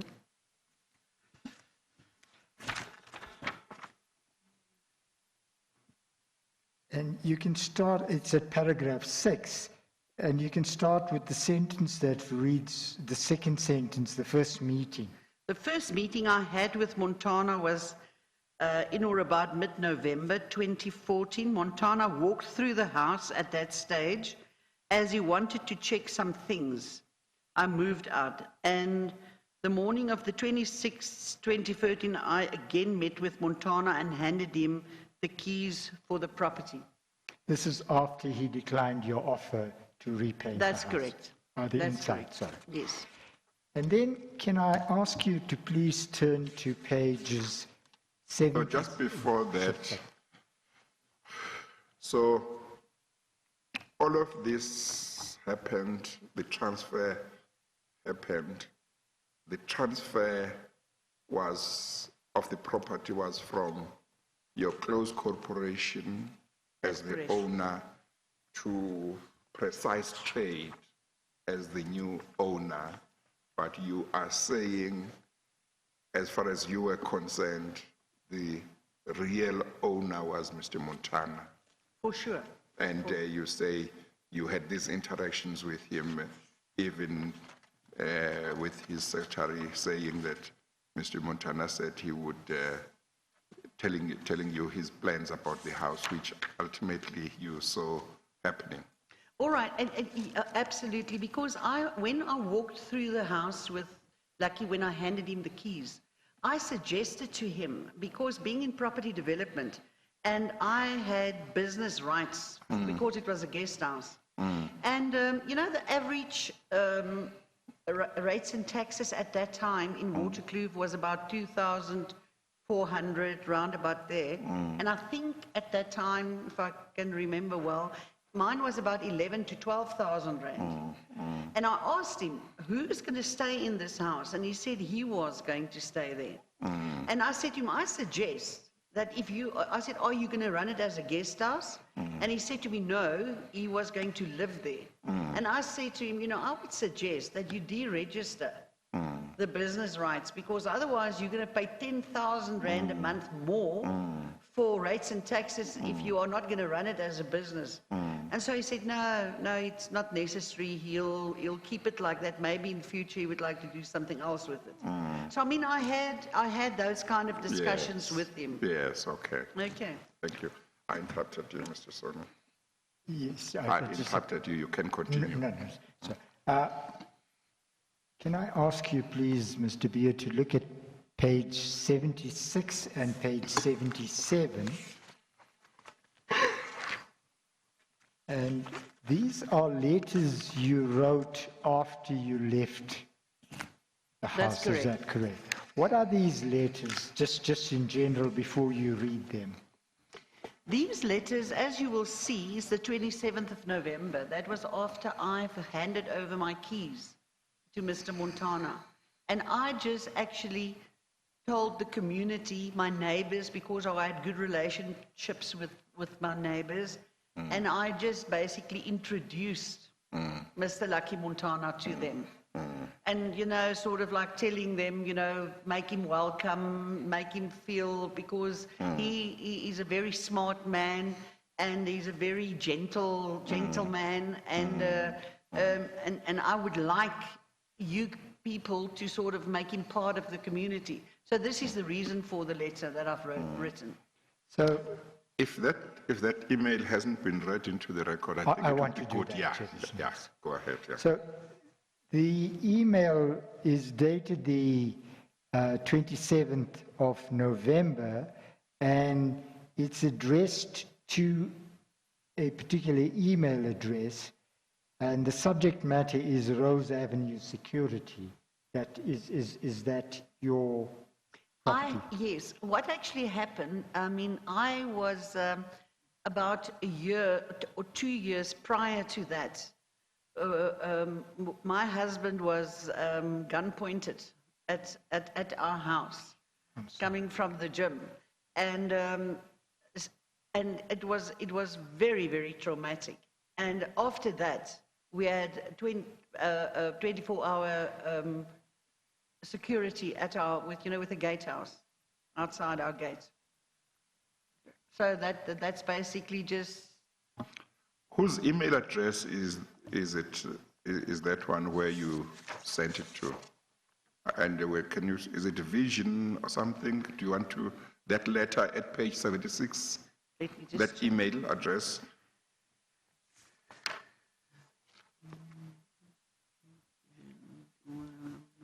Was that a common email address for the community or?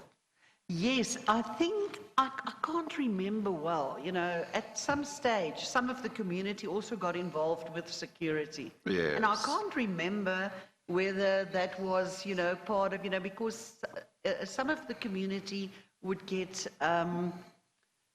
say, 10 houses would have a security patrolling. And I can't remember at the stage what really happened. All I know, we had our own security. But we also sort of participated, in the community as well. You understand? So I think maybe that could be that. I can't remember. Okay. Will you read then, to whom is that email addressed? To who? Yes. I would like to all my neighbours. Which one? Yes. To my neighbours, it was the people across the road from me. The people, I had a corner stand. It was a corner house. Now the people right opposite me, the people next to me on the left-hand side, and the people at the top of me. It was only to basic 3 neighbours. The people that I was close to. Okay, just read the whole email. Okay. To all my neighbours, I would like to inform you that I have sold my home to Mr. Lucky Montana, the current CEO of Praza. He's a very nice gentleman and would take full responsibility of the property on the 1st December 2014. I would like to find out whether you would be interested to continue with our arrangement concerning the security. If not, I would remove the guardhouse and continue with their service at my new residence. Thank you very much for your kind and faithful friendship over the past 7 years, and I hope you have a prosperous Christmas and a new year. And you sign off as Karen Ms. de Karen de Beer Beer family. and family. Karen de Beer and family, yes. I remember now, It was The email address? the email address, the Vision Property, was the few Neighborhood. neighbours just on either side. We were just about 4 or Okay. 5. Because of the gunpoint, Security, yeah. we basically decided to get somebody, sort of to patrol. Okay. Yeah. Then if you look at the next page, page 77, you'll see that's a further email from yourself, but this is addressed to Colin Mitchell. What page? Oh, sorry, page 77, Chairperson. It's the very next page.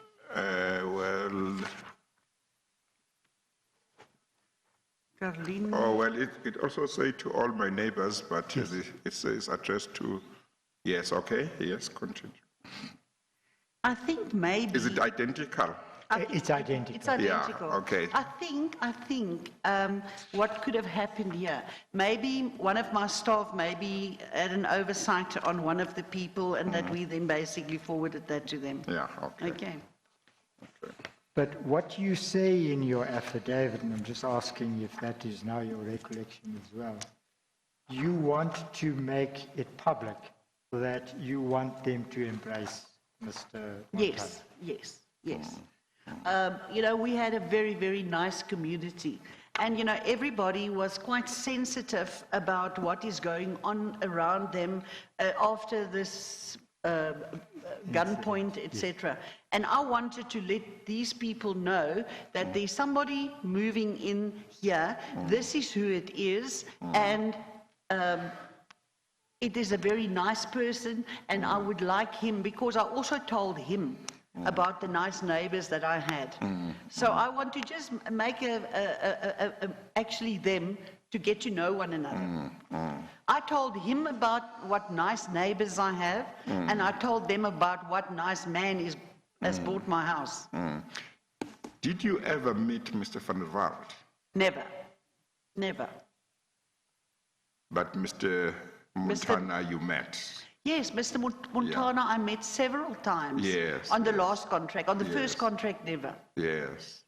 Okay, all right. And to your knowledge, did Mr. van der Walt ever visit the house in the way that Mr. Montana did, to say, don't worry about painting and coming No, and because checking I the-" don't know what Mr. van der Walt looked like.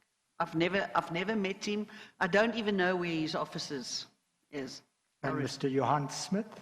Never. I never spoke to any of them. I worked through my lawyer. The Montana is the only one that you spoke to Yes. among the different... And his secretary. And his secretary. And his once. secretary, Yes. Okay, Yes. okay. Chairperson, I have no further questions. Yes, no. Thank you very much, Mr. Pierre. We'll release you. We, once again, want to say we are grateful that you were patient.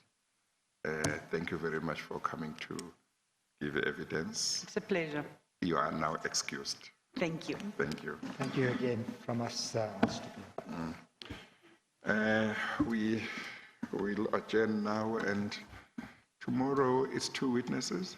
It's 2 witnesses, depending on whether an application is going to be brought in terms of... Okay.